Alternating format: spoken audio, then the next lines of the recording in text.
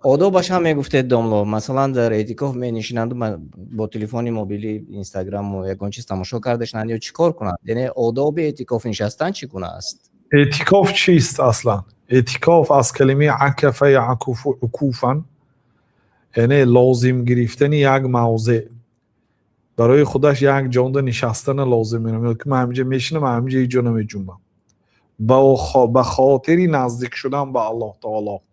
کسی سلامتی دارد، کسی شرایط دارد، یک مسجد جامعه که جمعه میخواند اونجا انتخاب کنید تا 10 شبانه روز اعتکاف شینید.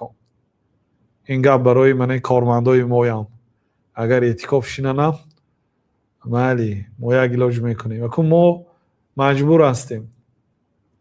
ما وقت شنده در حرم میشتیم، وقتی بیزن بودیم، وقتی طالب علم بودیم، که در ذمه ما مسئولیت هست. برای می اعتکاف نشسته نمیتونیم، لیکن کسی اعتکاف نشسته است انشاءالله در انجرش شریک هستیم. بنابراین برادرها اعتکاف شینتون، سلامتی هست، چون که شاید سال آینده به رمضان نرسیم. 20 روز رمضان گذشت، روز پیامبر صلی الله علیه و سلم آمین آمین آمین گفتن، آمین آمین آمین. حضرت ابو هریره گفتن که علام امنت یا رسول الله، برای چی آمین گفتید یا رسول الله؟ اصلا آمین اصلا بعد دعا میشد، یک کس دعا کند یک کس آمین میگوید. آمین معناش استجیب، قبول کن.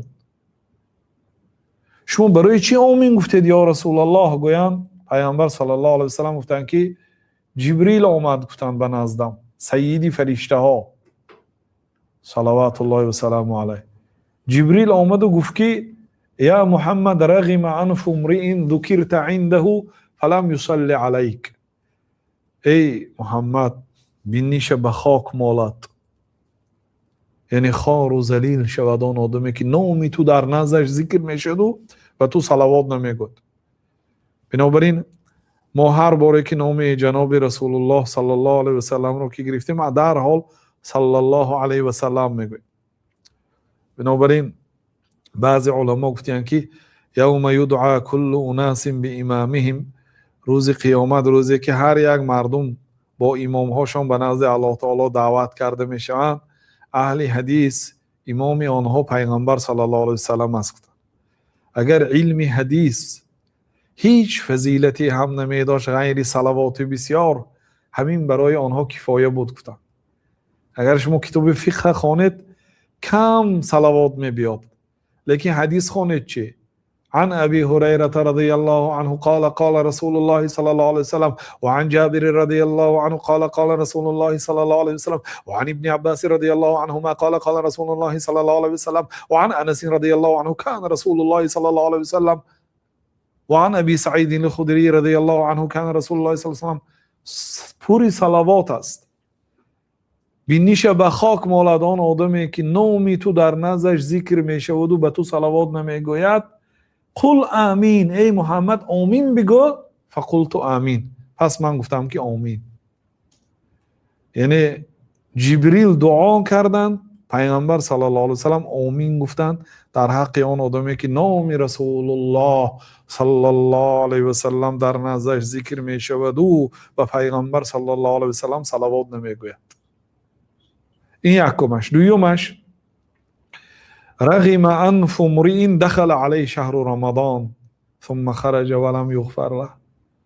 بینیش به خاک مالد آن آدمی که در ماه رمضان زنده بود، یعنی ماه رمضان زنده بود و ماه رمضان آمد و زنده بود، ماه رمضان برآمد و زنده هست و گناهش بخشیده نشد.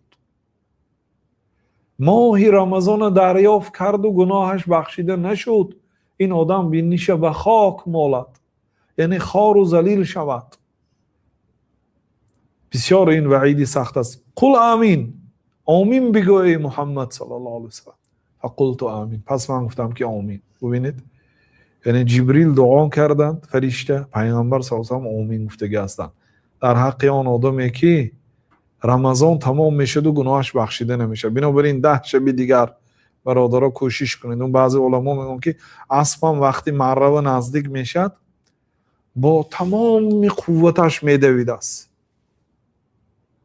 خاصتا در همین آخرش، یعنی در آخرش تنبلی نکنید، برعکس بهترین شبها ما رو انتظار است. و سیومینش پیامبر صلی الله علیه و سلم میگه رغم انف امرئ ادرک ابویه او احدهما فلم یدخله الجنه. بینیش به خاک مالد آن آدمی که پدر و مادرش یا یکی آنها را در ایام پیرانسالی دریافت کند و پدر و مادرش او را به جنت ندرآورد. یعنی پدر و مادر کلانسال شود. گفتن جوانی شنده خیر، شاید حاجتش کم، شاید عصباش به قوت، لیکن پیر که شد از یک جهت به اندک چیز راضی میشه. یک تا چای که راضی میشه بیچاره، یک تا چای دیگر یک گله دعا میکنه، یک گپی نیگوید، یک دنیا دعا میکنه. بینیش به خاک مالد آن آدمی که پدر و مادرش در نزدش به سن پیرانسالی رسیده است و پدر و مادرش او را به جنت ندرآورده است، یعنی پدر و مادرش سبب نشده است. پدر و مادر راضی کردن در ایام پیرانسالیش آسان است از یک جهت. و اینچنین الله تعالی هم همین کلانسالیش به نظر گرفته، گفت که اگر پیرانسال شوند لا تقل لهما اوف، اوف نگو.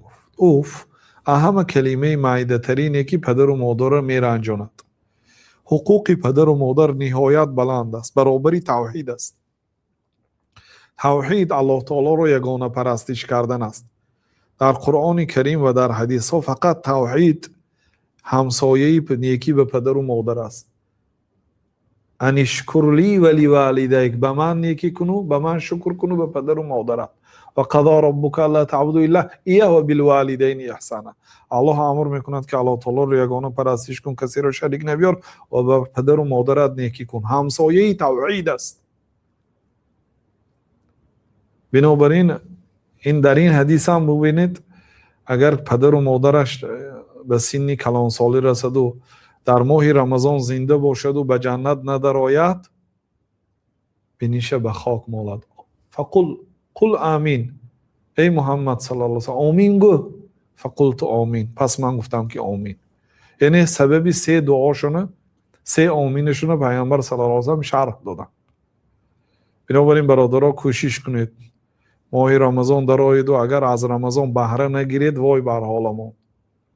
الله تعالی ما را از شب قدر محروم نکند. آمین.